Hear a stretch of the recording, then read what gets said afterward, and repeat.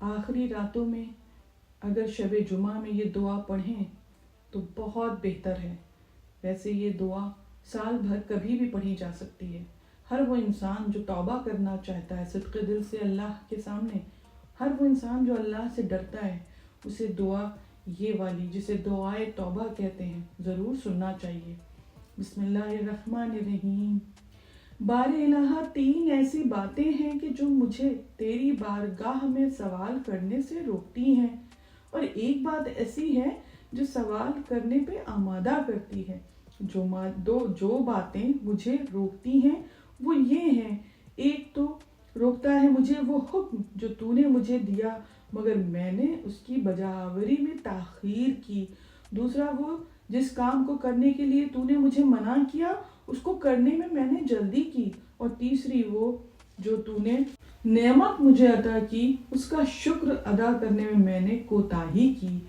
مگر آمادہ کرتی ہے مجھے تیری بارگاہ میں سوال پیش کرنے کے لیے یہ امر کہ جو بھی تیری بارگاہ کی طرف متوجہ ہوا اچھے گمان کے ساتھ تیری طرف رخ کرے اس پر تو احسان کرتا ہے، جبکہ بخشی ہوئی تمام نعمتیں اور احسان ہی ہیں، اور تیری سب عطائیں بغیر کسی سابق استحقاق کے ہیں۔ بس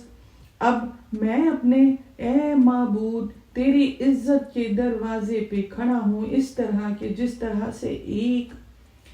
ایسا شخص ذلت کے ساتھ کھڑا ہو جس کے پاس کچھ نہ ہو اور باوجود شرمندگی کے تجھ سے سوال کرتا ہو، کہ جس طرح ایک مصیبت زدہ اور گرفتار بلا ہو سوال کرے جو عیالدار بھی ہو اور اقرار کرتا ہو کہ میں نے تیرے احسانات کے وقت سر نہیں جھکایا، اس طرح تیری نافرمانی سے باز آ جاتا، در حالانکہ تمام حالات میں تیرے احسانات سے خالی نہیں رہا، تو خداوند کا بدعمالیوں کا اقرار تیری بارگاہ میں مفید ہوگا، اور کیا نجات دے گا مجھے تیرے غضب سے میرا اعتراف تیرے سامنے اپنی بدکاریوں کا، یا یہ کہ تو نے میرے لیے اب اس مقام کو لازم کر دیا ہے، یا اپنا غضب یا اپنی ناراضگی کو اس وقت جبکہ میں یہ دعا کر رہا ہوں میرے لیے ضروری قرار دے چکا ہے۔ تیری ذات پاک ہے، میں تیری بارگاہ سے نا امید نہیں ہوتا جبکہ تو نے میرے لیے اپنی طرف توبہ کا دروازہ کھول دیا ہے، بلکہ میں ایک ایسے ذلیل غلام کی طرح تجھ سے عرض کرتا ہوں کہ جس نے اپنے نفس پر ظلم کیا اور اپنے مالک کی عزت کو سبک سمجھا، جس کے گناہ بہت بڑے ہیں اور جس کی زندگی کے دن ختم ہو چکے ہیں، یہاں تک کہ جب اس نے دیکھا کہ اب اعمال کی مدت گزر گئی ہے اور عمر کی حد ختم ہو گئی ہے، اور اسے یقین ہو گیا کہ تجھ سے کوئی بھی جائے پناہ نہیں ہے بھاگ کر جانے کی، اور تجھ سے بھاگ کر کوئی کہیں نہیں جا سکتا، تو وہ متوجہ ہوا تیری طرف توبہ کے ساتھ اور سچے طور پر اپنے گناہوں سے پشیمان ہوا، پھر تیری بارگاہ میں پاک و پاکیزہ دل کے ساتھ کھڑا ہوا، پھر تجھے کمزور اور نحیف آواز کے ساتھ پکارا، اور اس نے تیری بارگاہ میں سر جھکا دیا ہے، اور اتنا جھکا دیا ہے کہ خم ہو گیا ہے اور دوہرا ہو گیا ہے، خوف اور دہشت نے اس کے دونوں پیروں میں لرزہ ڈال دیا ہے، اور بہتے ہوئے آنسوؤں نے اس کے رخساروں کو تر بتر کر دیا ہے۔ تجھ کو وہ پکارتا ہے، اے رحم کرنے والوں میں سب سے زیادہ رحم کرنے والے، اے ان سب سے زیادہ رحم، ان سب سے زیادہ رحیم، جس کی طرف رحم طلب نگاہوں سے لوگ لو لگاتے ہیں،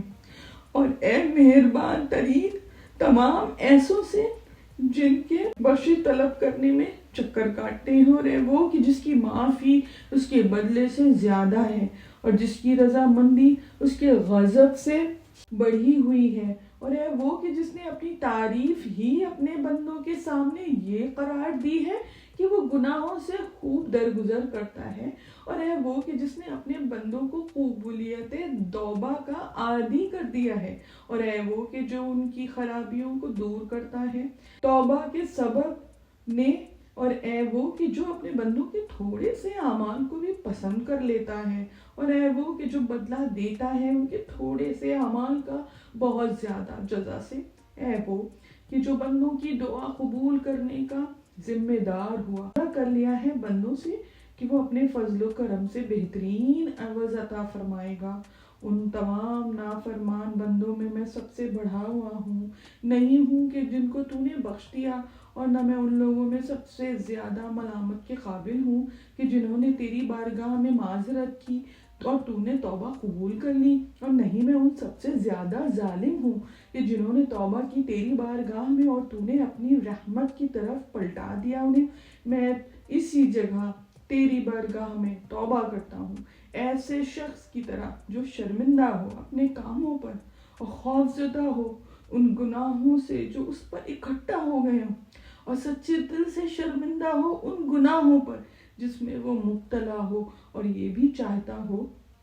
بڑے سے بڑے گناہوں اور مصیبتوں سے درگزر کرنا تیرے نزدیک کوئی بڑی اور تیرے لیے کوئی ایسی گراں بات نہیں، نیز یہ کہ شرمناک جرائم کا معاف کرنا تجھ پر شاخ نہیں ہے، اور یہ کہ محبوب ترین بندے تیرے نزدیک تو وہ ہیں جو تیرے مقابلے میں غرور و تکبر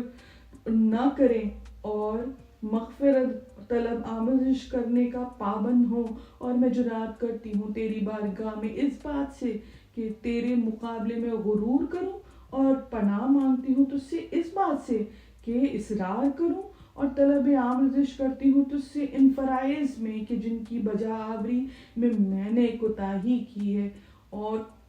میں تجھ ہی سے طالب امداد ہوں ان چیزوں پر جن کی بجا آوری سے عاجز رہا۔ خداوند حضرت محمد صلی اللہ علیہ وآلہ وسلم پر رحمت نازل فرما،